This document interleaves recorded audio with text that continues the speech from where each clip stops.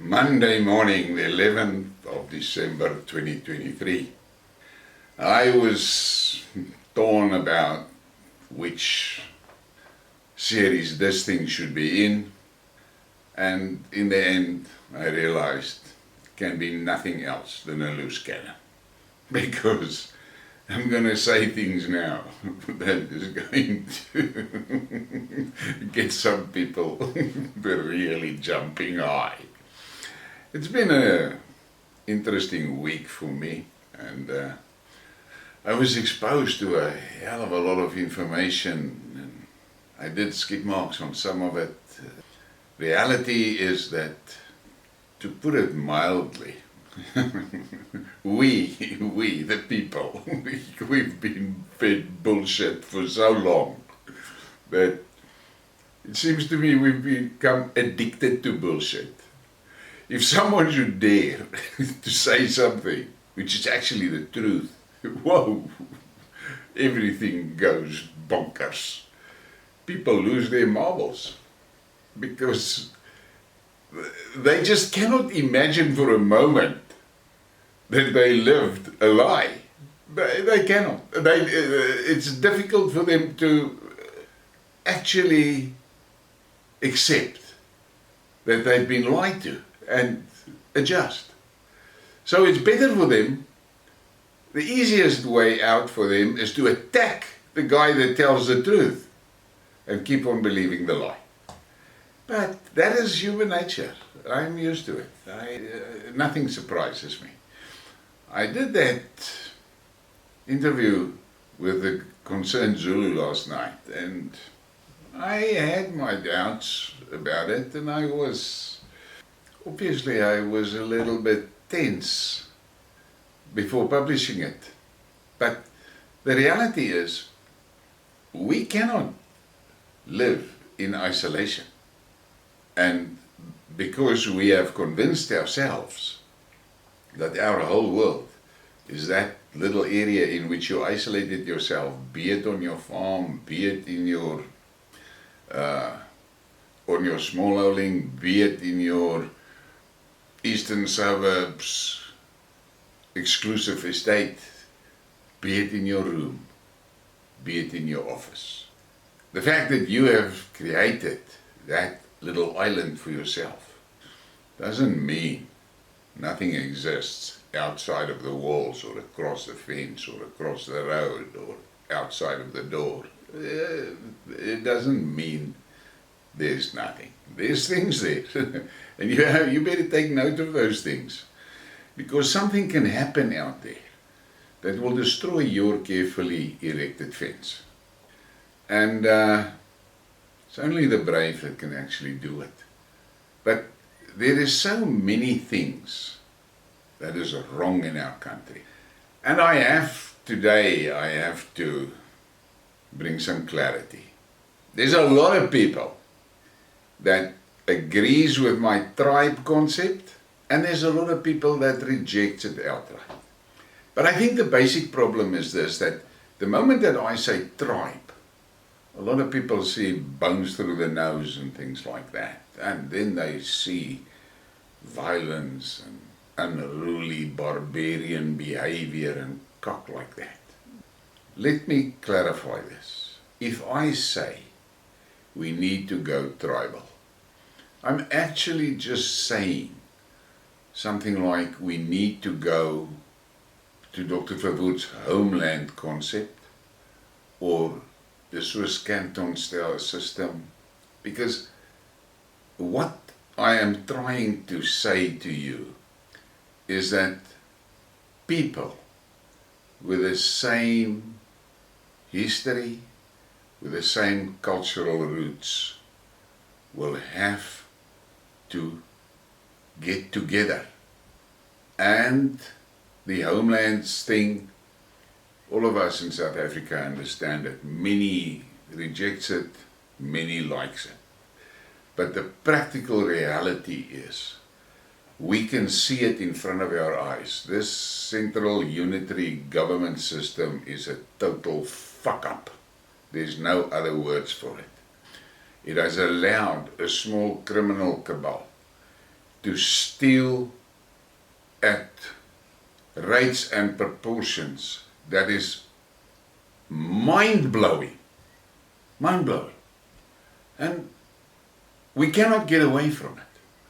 And let us now settle on it and say, if I say going tribal, I'm talking about homeland for the geographical purposes.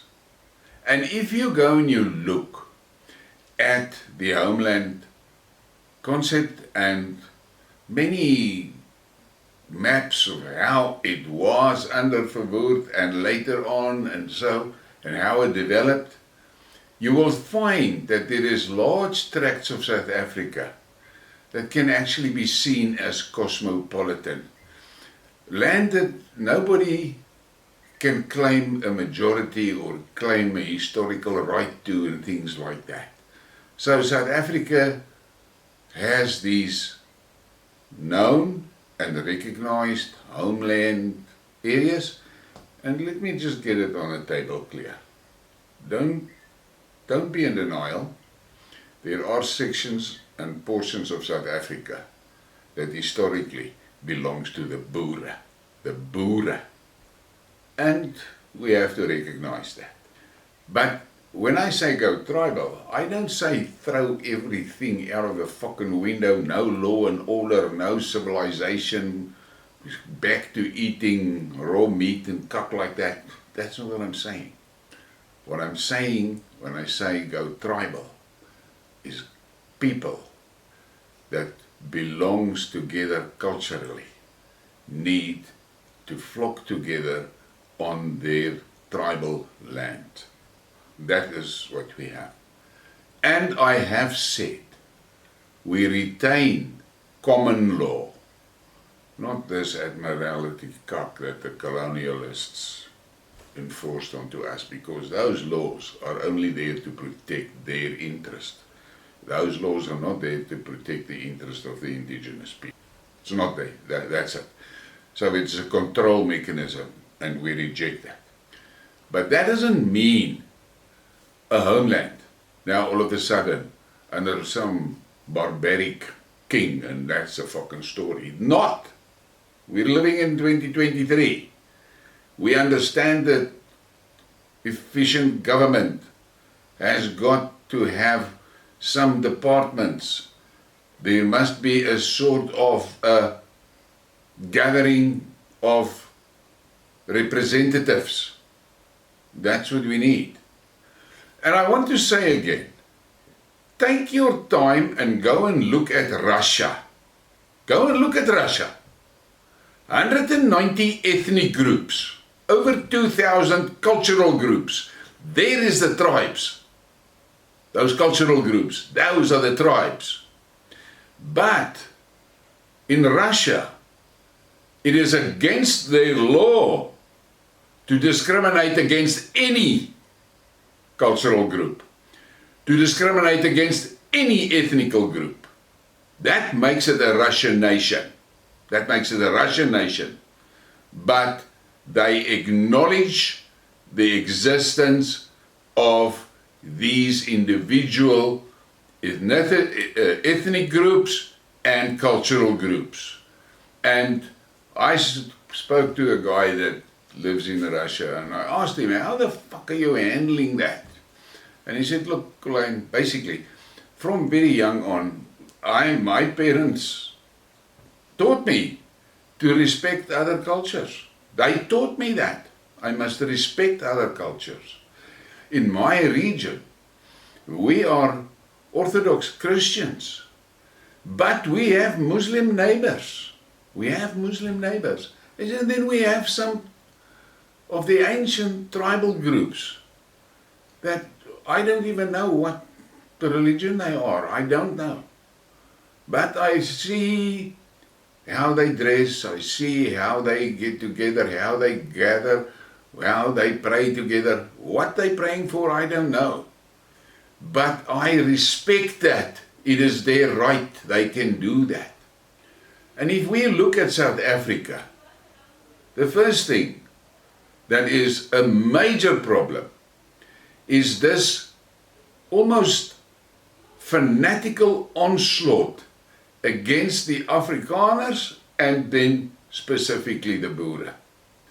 These blacks, many of these blacks, and especially these fucking black politicians, they have taken the attitude that they have the right to dictate to everybody in the country. Everybody. And they destroy the cultural heritage of the Afrikaner Boer community and society without blinking an eye. They rename streets, they rename towns, they rename fucking everything. They destroy our monuments, they destroy our cemeteries, they destroy our cultural heritage, they want to destroy our language. That is what they are. They're fucking destructive. They are absolutely out of control. They take a city that 30 years ago was a hustling, bustling, successful society. They fuck it up in 30 years. They drive it into the fucking ground. Infrastructure gone. Everything gone. Law and order is just a rumor there. The place is a huge rubbish dump. Sewage is running in the streets. And then they go and spend money and they make a more of a fucking story and they change the name. What fucking weak people do that? Instead of creating and building and then naming the fucking thing and make it a success. No, they take a successful thing, they fuck it up beyond recognition and then they change the name. And one night I was in a debate and I said to the guys, I'm absolutely happy that they changed the names of these places. Because the names that those places had, Bloemfontein meant something. And the general idea and feeling was, Bloemfontein was the Rose City. It was a beautiful city and full of roses. Today it is full of fucking sewage and rubbish bags and cock and nothing is working, everything is fucked up. The streets where I used to walk as a young man, you can't go there, it is ghettos. Fuck for sure, please, with pleasure, rename the fucking thing to whatever you want. Call it Kakhuis if you want. That's suitable for it. I don't want it to be Bloemfontein anymore because it is not Bloemfontein anymore. Look what they have done to the textile industry. They have fucked it up beyond repair. But what nobody tells you is the thousands and thousands and thousands of jobs that went with that textile destruction. Go and look in the southern parts of Natal. Go and look in the Eastern Cape. Those areas were bustling on textile industry. Factories where thousands of women were working. Those women were empowered. They were being skilled. They received salaries. They had pride in the fact that they were doing a job.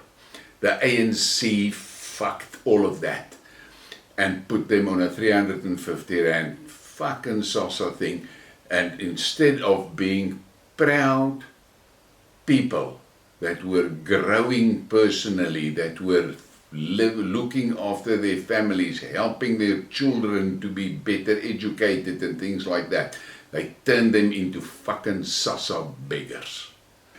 And the thing that makes me furious is that the black majority allowed cretins like Mbalula and all that other people sitting there in the ivory towers to stay in control.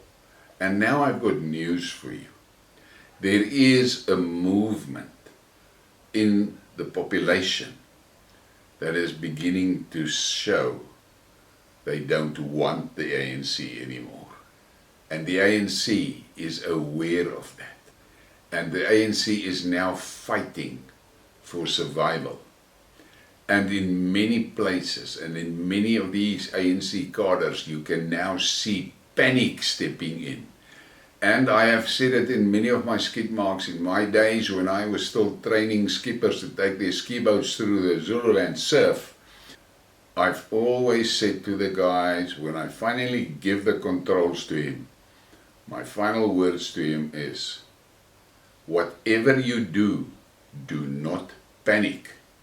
Because if you panic, you will fuck up. Not may fuck up, you will fuck up.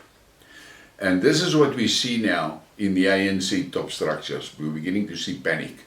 And they're going to fuck up. I mean, I listened to that speech of Mbalula where he's talking about the potential liquidation of the ANC, and then he started talking about the cadres that must now bring money because they were given money by the ANC. And then he has the fucking audacity to point out the head of Investec and say that guy wouldn't have been in that seat if it wasn't for BEE. What the fuck is that? But they're too fucking dumb. Dumb, yes, dumb. Stupid to realize they're doing this shit. I was in a discussion about the Kill the Boer, Kill the Farmer song of Malema, and I said to the participants there, I said, you guys must understand one thing. What he is doing with that song is he is now telling the world that they're planning a genocide. And the ANC is quiet about it. Now you guys must just understand something. The BRICS partners, imagine it. Putin sees that song and he picks the phone up and he phones Xi Jinping and he says, bro, do you see that? Now you must understand, there's no fucking way in the world that Putin will get Russia onto the front pages of the newspapers supporting racism, supporting genocide. Because that's what the MSM will do. They will say, BRICS supports genocide. BRICS support racism. South Africa is becoming a fucking embarrassment for the other BRICS partners. And the group, it was a BRICS group, and they were fucking angry. And I said, but what the hell do you expect? What are you doing? You can offer BRICS fuck all. We don't manufacture anything that can be exported. We have nothing to offer other countries. All you have is a fucking begging bowl to go and stand at the BRICS Bank and ask for money. So we're the beggar in the BRICS bloc.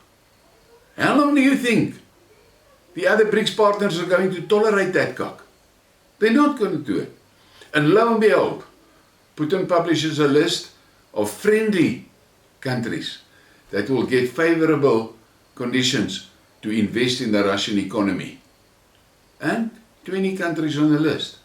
South Africa is not there. And I went back to the group and I said, do you see there? Look there. You better open your fucking eyes. There is your warnings. There's a warning. That is a warning. What happened? They kicked me off the group. You guys know me. I said, fuck off. Goodbye. Good luck as I wave you goodbye. The fact of the matter is, my focus on tribal is get the homelands, the traditional tribal land, so that a guy that is committed to his culture, be it the Zulu, be it Tswana, be it Wena, be what, be a Boer, he knows that there is a portion of South Africa where he can go and feel connected. And I said to one of the guys that I had a discussion with, and we were talking about this tribe and tribal cultural bonds and roots and so forth, and then he mentioned to me, but there's a problem with these cosmopolitan people. They are 30 or 40 years away from their homelands in cities. They've got lives there, they've got communities there.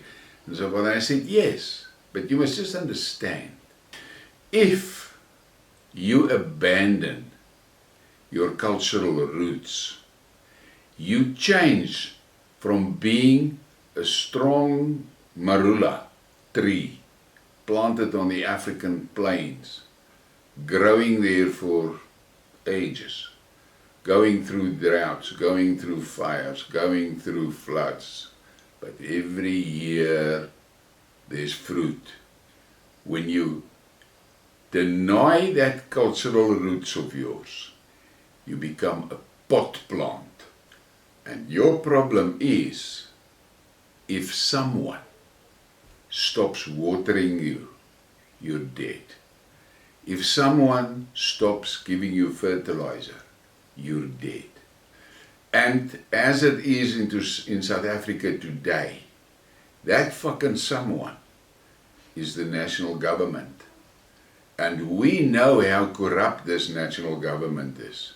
And we know their XXX connections. And we know XXX has got plans to remove 85% of us from this earth. We know all these things. So what do you think? How can you trust the water that they're going to put in your pot? How can you trust the fertilizer they're going to put in your pot? If you trust any of that, you're fucking stupid. Yes, stupid. And to that oversensitive crowd that listened to me, stupid is exactly what it is, stupid. So grow a little bit thicker skin. If you want to be part of the political debate, you need to grow some skin, thick skin, because that thin skin is not going to last. You're not going to make it. You're going to bleed. Someone just calls a word and you're fucked. So think about it. Look in the mirror and see yourself crying and know that you're weak. It is only the strong that will survive. Only the strong will survive. And you have to take a look and a deep breath and think back about the snake bite. They clearly told you, showed you what they are willing to do. And then the destruction of the small businesses with the lockdown shit. Think about that. It's not only the businesses that folded. There's now thousands and thousands and thousands of people that lost their jobs. They were not the business owners. They were employed by the business. And they've lost that. In 1992, I think, there was 2 million people in South Africa on SASSA. But everybody was working. Everybody had a job. Where are we today? We are today sitting with almost 30 million people on SASSA. We sit with an unemployment rate of about 26-27%, which is the official rate. But here comes the absolutely nauseating reality. Over 60% youth is unemployed. Think about that. It is a time bomb. Now, if we go back tribal, and again, you must now get it in your mind what I mean about tribal. I don't mean bones through the nose shit. No. But tribal. Built, administratively structured on what we now in 2023 knows works and what doesn't work is just rejected. So yes, there will be government departments. There will be law and order. There will be security, police and things like that. There will be a representative body. Some tribes will have bigger, nations will have bigger bodies, others will have smaller bodies. Some of them will have a small central body, very small, but the local area, the real tribal areas, because every nation consists out of a lot of tribes. And the tribal areas, they will have a little bit different shit, like the cantons in Switzerland. But you must understand that homeland is fundamentally based on cultural heritage.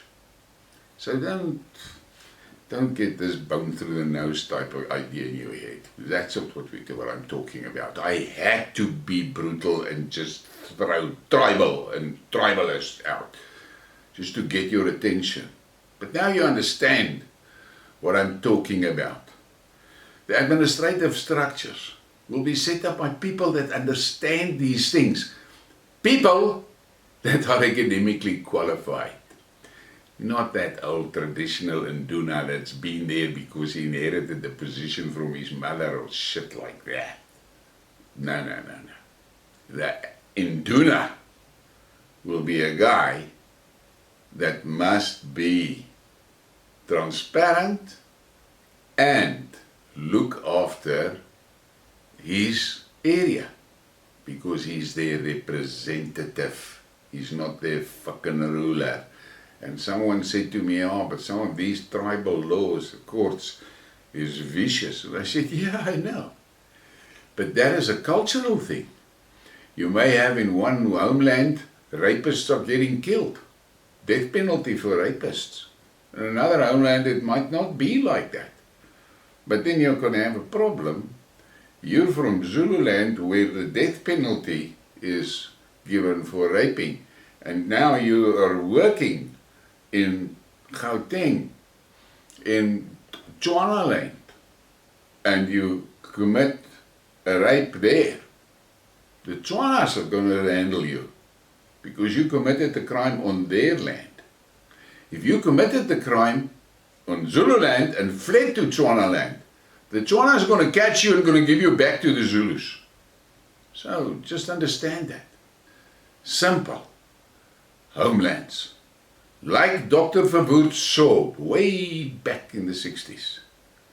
And today we can see the reality, and I'm going to repeat again, South Africa is not a country, it is a region. Make peace with that.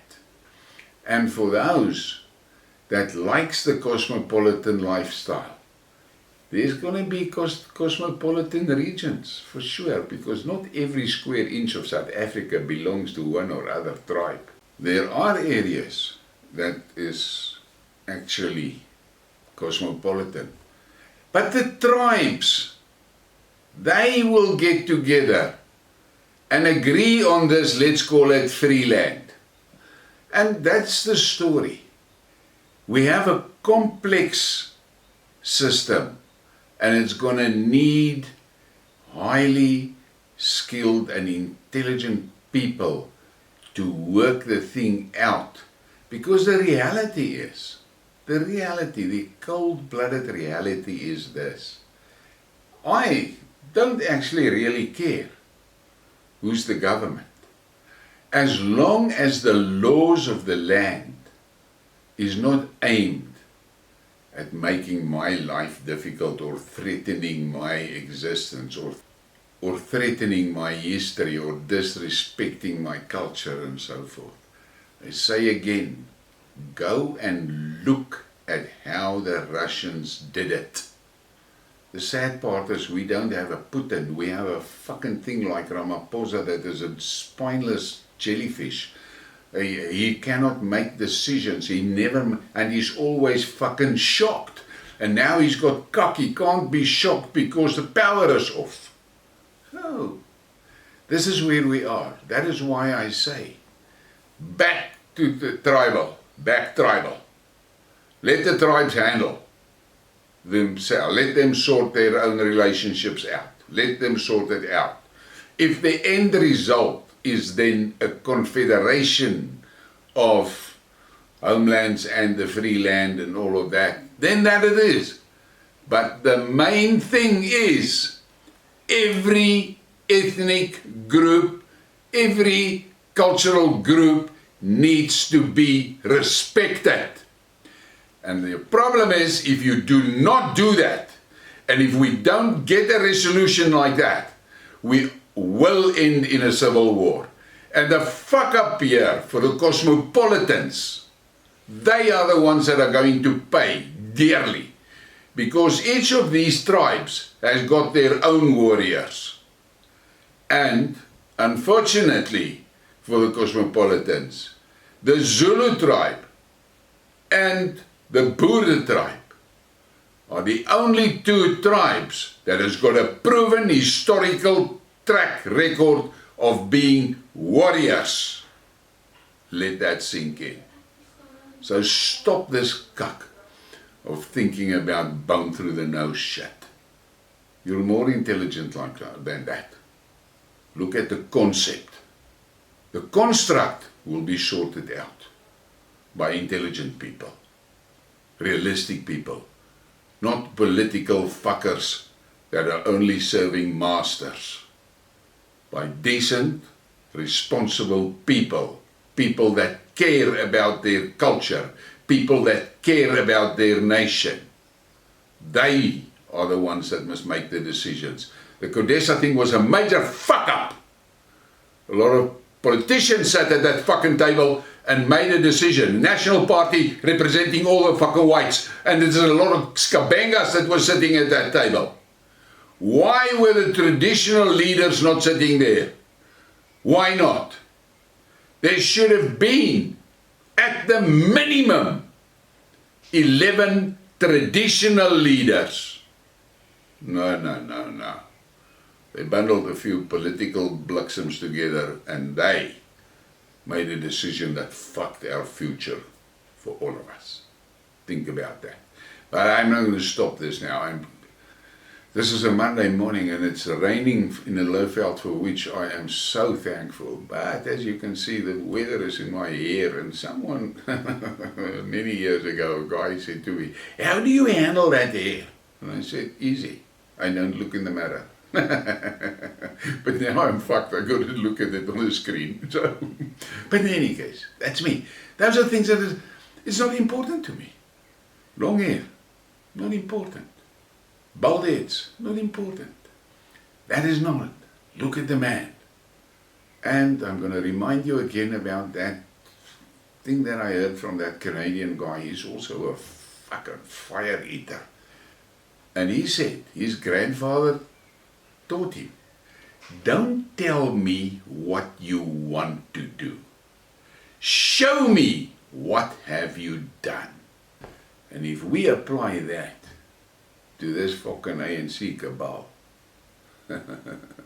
they may tell you what they want to do, but the fucking facts of what they did is in our faces. Chaos, dilapidation, destruction, poverty, like you cannot believe. And I'm sorry, it is only the tribes that can sort this cock out. Because in a tribal environment, the chiefs and the indunas, not that old ones with a bone through the nose, intelligent, educated, young men and women can tell the tribe, that vote, don't let it go there. These are the reasons. Because unfortunately a large portion of the population, the people do not have the cognitive ability to debate option A and option B. They cannot. They must just make a simple choice, A or B. And if someone that they trust tells them take A, they will go for A. And we have to understand that. That's why I'm saying back tribal. And I would assume that there's going to be many of these homelands in which there won't be political parties. Because you must understand another fucking problem with this political structure. Go and look what this donors of parliament is costing us. Go and look what it's costing us. Billions! Why? For them to sit there in those seats, dimwits, educated idiots, and they must earn 100,000 rand a month. Some earns 100,000 a day. I mean, fuck, I saw a report that there are millionaires in the government service. For fuck's sakes, how's that possible? They're there to represent us. They're not there to become fucking millionaires on our taxes. But they can take millions for themselves. And they allow the shurich to run down your street. That you must think about. They can take millions for themselves.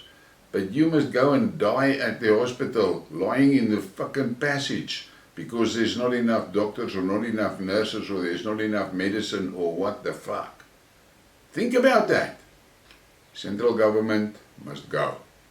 Control back to the tribes.